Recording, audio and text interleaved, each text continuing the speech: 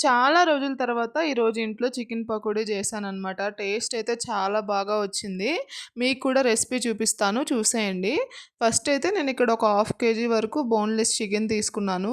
ఆ చికెన్ పీసెస్‌ని చిన్న చిన్న ముక్కలుగా కట్ చేసుకున్నాననమాట. అందులోనే ఉప్పు, కారం, పసుపు, కొంచెం ధనియాల పొడి, అలాగే అల్లం వెల్లుల్లి పేస్ట్ కూడా వేసుకొని, ఆ ముక్కలకి బాగా కలిసేలాగా కలిపేసుకోవాలనమాట. కలుపుకున్న దీన్ని ఒక గంట, గంటన్నర వరకు ఫ్రిడ్జ్‌లో గానీ, బయట గానీ పెట్టేసుకుంటే, ఆ ఉప్పు, కారం అనేది పీసెస్‌కి బాగా బట్టి, మనం ఫ్రై చేసుకున్న తర్వాత గూడా టేస్ట్ బావుంటదనమాట.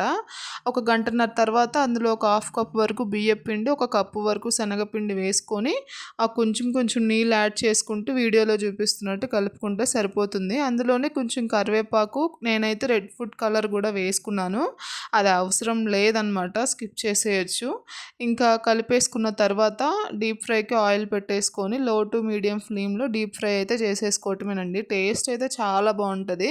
ఇలా ఒకసారి ట్రై చేసి చూడండి. అండ్ మన వీడియో నచ్చితే లైక్ చేసి మన ఛానల్‌ని అయితే సబ్స్క్రైబ్ చేసుకోవడం అస్సలు మర్చిపోవద్దు. ఫ్లేమ్ మాత్రం మీడియం ఫ్లేమ్‌లోనే ఉండాలండి. అప్పుడే లోపల వరకు కుక్ అవుతుంది.